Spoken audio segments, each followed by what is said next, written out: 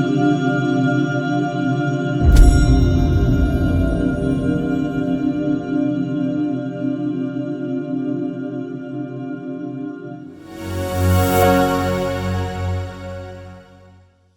everyone, welcome to another video of Mastering the Interview. My name is Kushal Joshi, your soft skill and business development coach.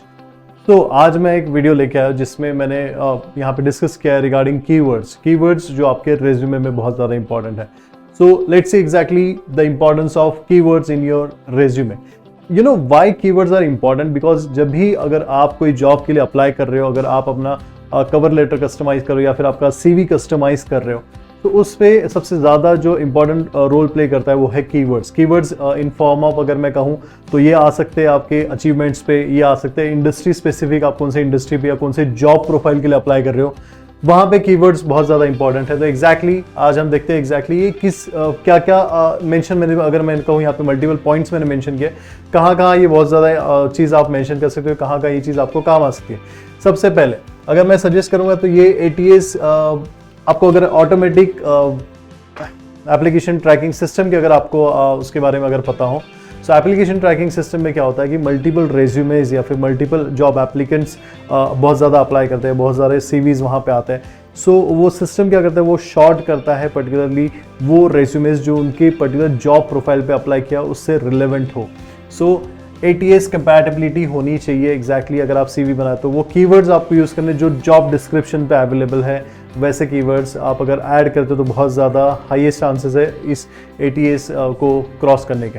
Apart from that अगर मैं कहूँ तो employer जो requirements है वो वहाँ meet करनी चाहिए. अगर एम्प्लॉयर्स की रिक्वायरमेंट है, अगर उन्होंने JD में मेंशन किया दैट दे नीड मिनिमम 3 और 5 years ऑफ एक्सपीरियंस, तो वो सारी चीज़ें एज अ कीवर्ड आपके रेज्यूमे में मेंशन होना चाहिए.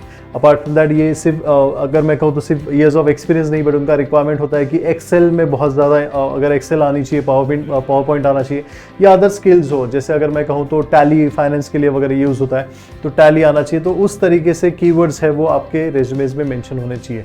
एंड येस, वो सारे आपको जॉब डिस्क्रिप्शन में मिल जाएंगे. कोई भी कंपनी जब अगर जॉब या फिर कैंडिडेट सर्च करिए तो उनका एक JD होता है, पर्टिकुलर जॉब डिस्क्रिप्शन, जिसमें KRAs मेंशन होते हैं, की स्किल्स मेंशन होते हैं, एंड येस उनका मिनिमम क्वालिफिकेशन मेंशन होता है. तो बहुत ज़्यादा इंपॉर्टेंट है.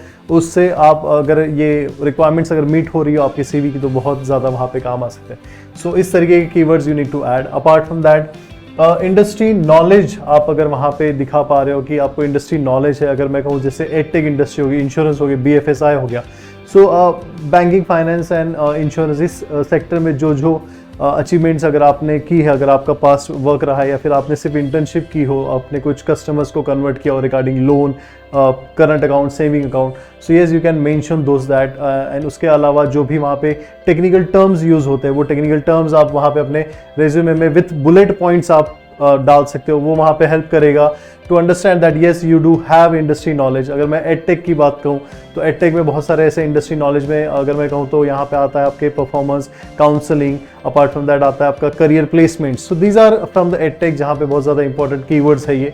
और येस उससे दिखाता है कि exactly you have that industry knowledge. इस तरीके के बहुत सारे अगर कीवर्ड्स अगर आपको देखने तो येस JD आपको देखना है कि वो पर्टिकुलर वो JD में वो चीज़ अवेलेबल हो. अगर वो JD में वहाँ पे मेंशन है तो येस आपको मिल जाएंगे वो सारे keywords. Apart from that you need to highlight your core skill as well.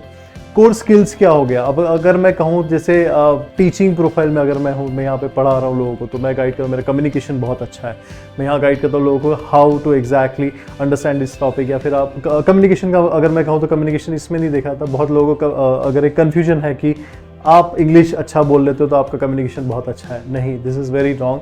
Communication means if you want to, if you I am delivering some lecture और वो आपको समझ में आ रहा है और आप उस पर फीडबैक दे रहे हो, दैट मीन्स मेरा कम्युनिकेशन अच्छा है और मैं आपको चीज़ समझा पा रहा हूँ, तो वो कम्युनिकेशन होता है. वो मेरा कोर स्किल हो गया. तो इस तरीके से आपका कोर स्किल क्या है. अगर आप एक्सपर्ट हो, अगर आप समझ लीजिए कोई डेटा एनालिस्ट हो या फिर डेटा एंट्री में, तो आपने वो पर्टिकुलर कोर्स किया है, उसके अकॉर्डिंगली जो भी कोर स्किल्स आते हैं वो हाईलाइट्स वहाँ पे आपको करने हैं as a bullet points. Yes, as a bullet points वो ऐड कीजिएगा, बहुत ज़्यादा इंपॉर्टेंट है. एंड येस, आपका सर्चेबिलिटी इससे बढ़ जाता है जब भी अगर आपने देखा है कि जॉब सर्च करने के लिए जो भी हम वेबसाइट्स यूज़ करते हैं, Naukri.com हो गया, Monster हो गया, या फिर there are multiple websites are available जहाँ पे जॉब्स एप्लीकेशन आप अपडेट कर सकते हो। तो वहाँ पे जो भी अगर मैं कहूँ एम्प्लॉयर अगर सर्च कर रहा है तो वो एक डिटेल में सर्च नहीं करते, दे यूज़ कीवर्ड्स। तो ये बहुत ज़्यादा इंपॉर्टेंट कि कीवर्ड आपको क्यों इसमें ऐड करना है। तो वो कीवर्ड्स डालते हैं 3 years एक्सपीरियंस, इस तरीके का एक कीवर्ड डाल दिया। For data analyst if they are searching and with some course, अगर वहाँ पे कोर्स या फिर उन्होंने कोर्स स्किल मेंशन कर दिया, तो ये 3 से 4 कीवर्ड वैसे सर्च करेंगे। इससे आपका जो कोर्स स्किल है वो हाईलाइट होता है एंड यस आपका सर्चेबिलिटी बढ़ जाता है, मतलब आप सर्च अपीयरेंसेस में बहुत ज़्यादा दिखोगे। इवन आपने देखा होगा लिंक्डइन पे बहुत बार आपको नोटिफिकेशन आता है कि you were search in this sales और प्रोसेस, या फिर आप जो भी आपके इंडस्ट्री स्पेसिफिक रहेंगे उसमें आपको बहुत बार नोटिफिकेशन आएगा। सो यस ये उसी तरीके से काम करता है। तो लिंक्डइन में भी आप ये यूज़ कर सकते हो, आपके जो बायो है उसमें भी आप कीवर्ड्स मेंशन कर सकते हो ताकि आपका सर्चेबिलिटी बढ़ जाए। तो ये आपका सर्चेबिलिटी बढ़ाएगा। एंड यस आप अपने कॉम्पिटिटर्स पे मतलब अगर मैं कहूँ तो एक पर्टिकुलर जॉब के लिए 20 से 25 लोगों ने अप्लाई किया है, तो वहाँ पे अगर आपके कीवर्ड्स आपके पर्टिकुलर जेडी से जो भी जॉब के लिए आपने अप्लाई किया उसके लिए अगर उससे मैच हो रहा है या फिर वो कंपनी इंडस्ट्री से वो मैच हो रहा है, सो यस आपके यहाँ पे बहुत ज़्यादा हाईएस्ट चांसेस है कि आपके अपने कॉम्पिटिटर्स को आप बीट कर सकते। कॉम्पिटिटर मीन्स अगर मैं कहूँ तो अदर एप्लीकेंट जिन्होंने इस पर्टिकुलर सेम जॉब के लिए अप्लाई किया है। तो ये बहुत ज़्यादा इंपॉर्टेंट है आज की डेट में। अगर मैं कहूँ तो एक जॉब के लिए मिनिमम अगर कहूँ तो 100 से 150 इंप्रेशंस विद इन 1 डे आते हैं एंड यस उस पर अप्लाई भी उसका 85% नंबर्स उसको अप्लाई करता है। तो अगर मैं कहूँ तो एक जॉब एप्लीकेशन पे दिन में 100 से भी ज़्यादा एप्लीकेशंस जाती है, तो उस पर आपको किस तरीके से स्टैंड आउट करना है, तो ये उसके लिए बहुत इंपॉर्टेंट कि आप कीवर्ड्स का इस्तेमाल करें। This is how important is keywords in your resume.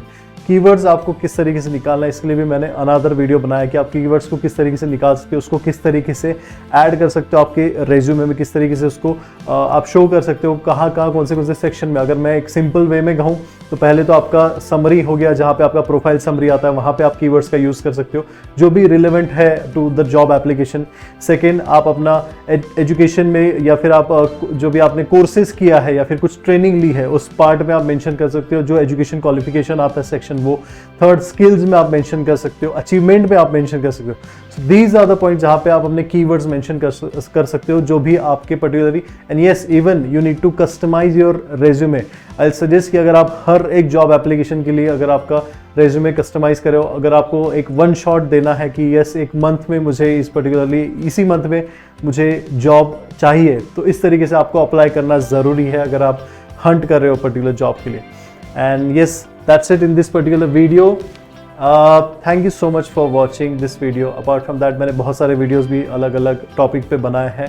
सो ये मास्टरिंग द इंटरव्यू का एक छोटा सा एक वीडियो था। इसके अलावा भी बहुत सारे वीडियोस टॉपिक्स मैंने शेयर किए। इवन अगर आप इंस्टाग्राम पे जाओगे तो वहाँ पे भी कुछ शॉर्ट्स वीडियो बनाए। So please follow us and ये सब्सक्राइब हिस्टर for the same and thank you so much for watching this video.